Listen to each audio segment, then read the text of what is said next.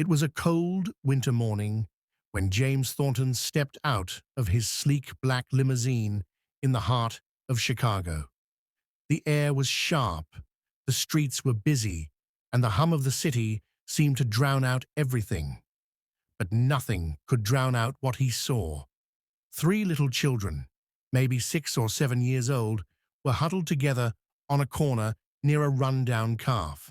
They looked identical, like three perfect copies of one another, same curly hair, same piercing green eyes, same dimple in the left cheek. James froze. Those eyes, that dimple, that face, they were his. He didn't need a DNA test to tell him that. He knew his own face when he saw it, but there they were, dressed in hand-me-downs too thin for the weather, their small hands clutching paper cups for change. And beside them stood a woman he hadn't seen in almost 8 years. Carmen. Carmen with her deep brown skin, her warm smile that had always made him feel grounded, her sharp wit that could keep up with any boardroom battle. Carmen, the woman he had loved in secret, the woman he had abandoned when the world told him he couldn't have her. James felt his chest tighten. The air seemed colder now, his breaths heavier, his mind raced as he tried to piece together what he was seeing. What were they doing here? Why weren't they safe? Why didn't he know about them? He took a step closer, his polished shoes clicking against the sidewalk. Carmen turned, and when her eyes met his, the warmth was gone. All that was left was a mix of anger, pain, and something else, pride. "James," she said, her voice steady but low. "Didn't expect to see you here." He swallowed hard. "Carmen, are they yours?" She finished for him. "Yes, James, they're yours." The words hit him like a punch to the gut. He looked back at the children. They were staring at him now, curious but cautious. One of them, he couldn't tell which, tugged on Carmen's coat and whispered, "Mama, who's that man?" "That man," Carmen said, her voice cutting like ice. "Is nobody important?" James flinched. Nobody important? Once, he had been everything to her, and now, standing before her with his tailored suit and his billions, he felt small. "Carmen, we need to talk," he said, his voice almost a whisper. "We talked enough 8 years ago," she shot back, "when you decided your reputation mattered more than us, more than me." He closed his eyes, the weight of her words pressing down on him. He had ended things with Carmen because he had been too afraid of what his family would think, too afraid of what his investors would say if the media found out the golden boy of the Thornton Empire was dating a black woman. But now, none of that mattered. What mattered was right in front of him. "Carmen, I didn't know, of course." "You didn't know," she interrupted. "You didn't stick around long enough to find out." James felt his throat tighten. He wanted to argue, to explain. But what excuse could he possibly give? He had walked away, and now, these three beautiful children, his children, had been left to struggle because of his cowardice.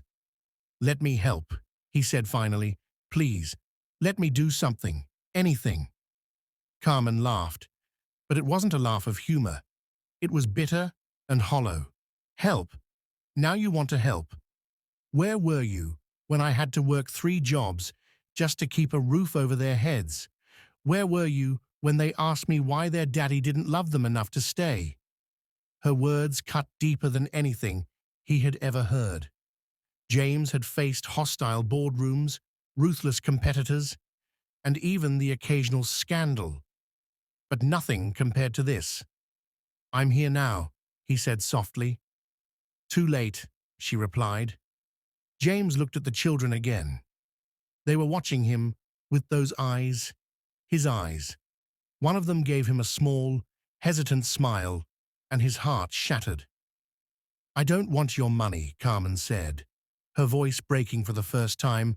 "I just want you to leave us alone. We're doing fine without you." But they deserve better, he said, and I can give them better.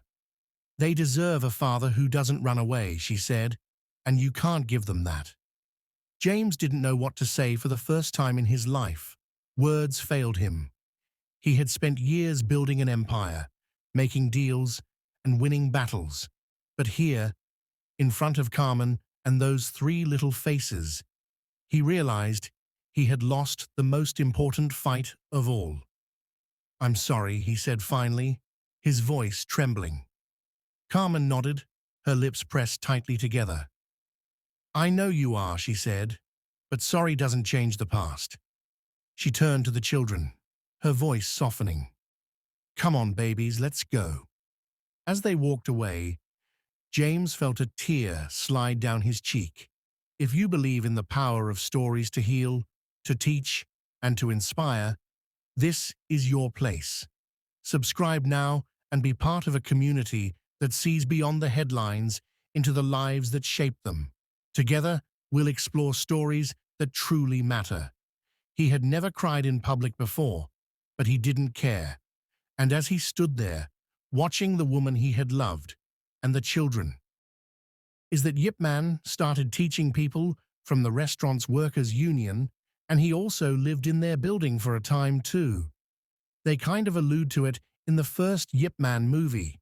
So the important thing to take away from this is that while Yip Man was mostly teaching adults, who were mostly taking up Wing Chun as a form of exercise, they weren't interested in going out and getting into street fights with other kung fu schools or to beat up on low-level triad members.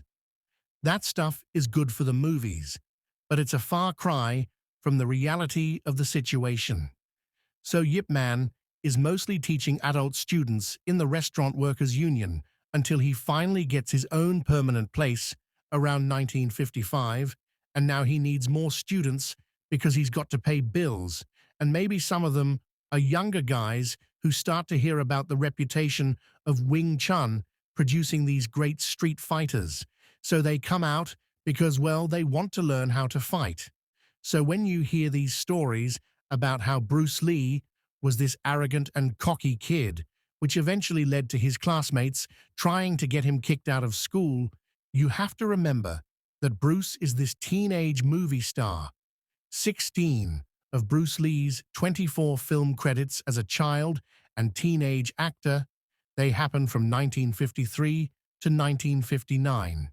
And if he actually started training Wing Chun at 13, like Linda's book claims, well then, he was pretty busy making movies and going to school all the way up until he leaves for the US in 1959.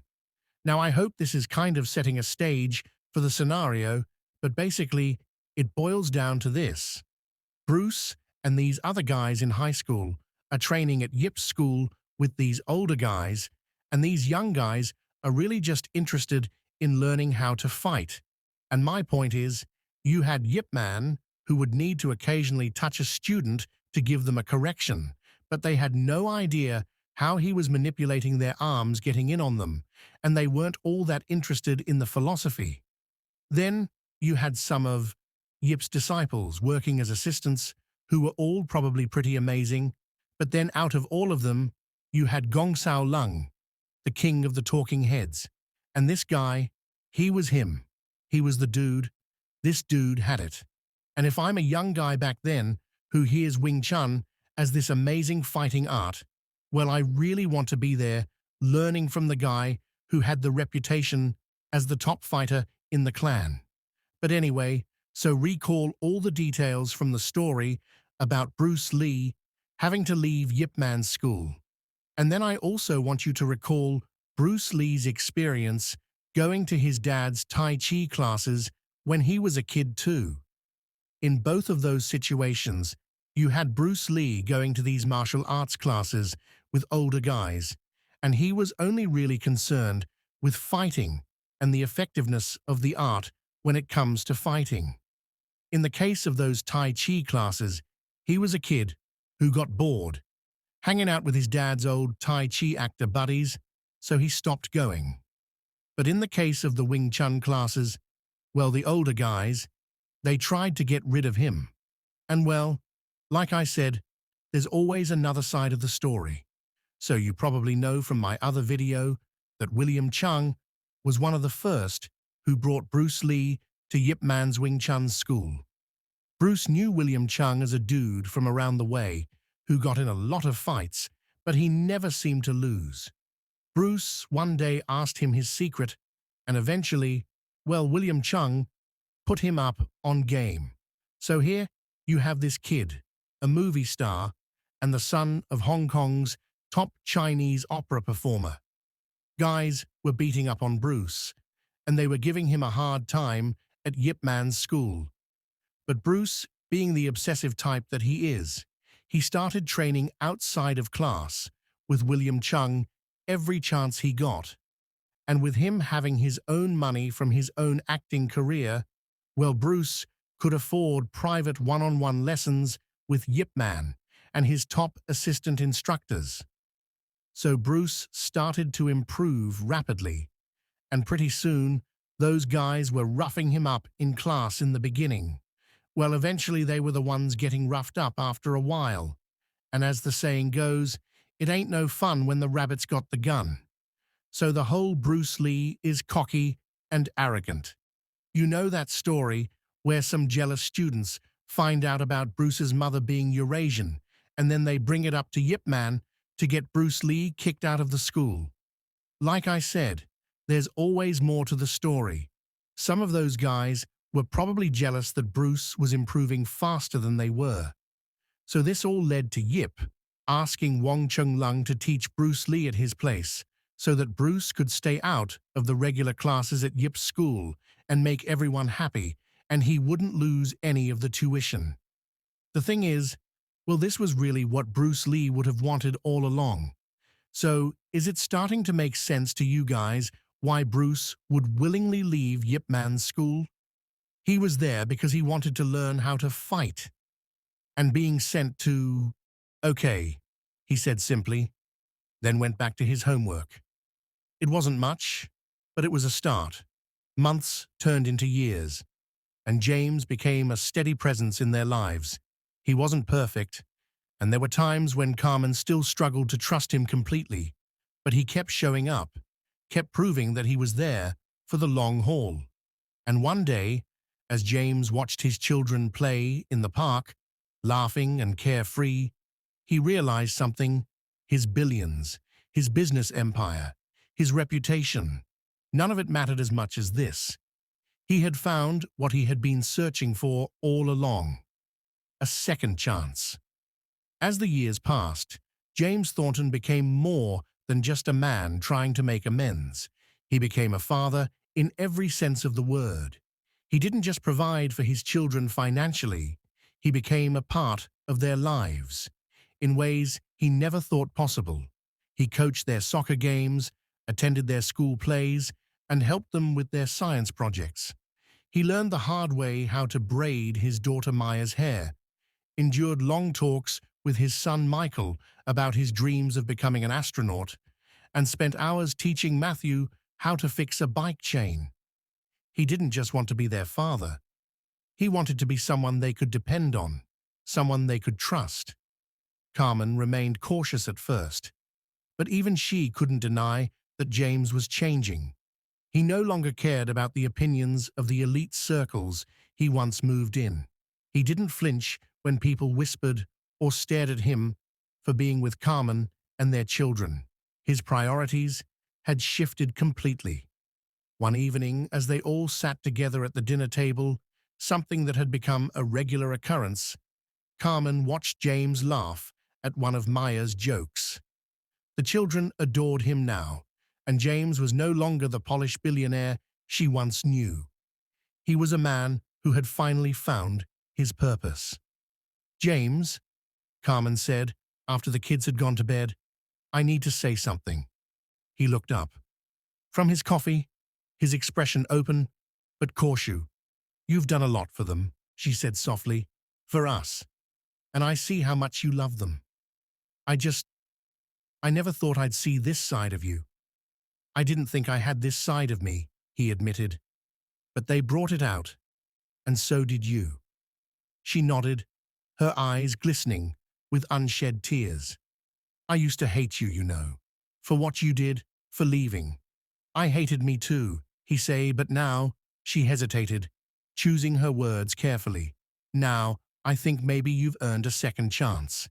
Not just with them, with me too. James's heart skipped a beat. Carmen, I don't get ahead of yourself, she said, with a small smile.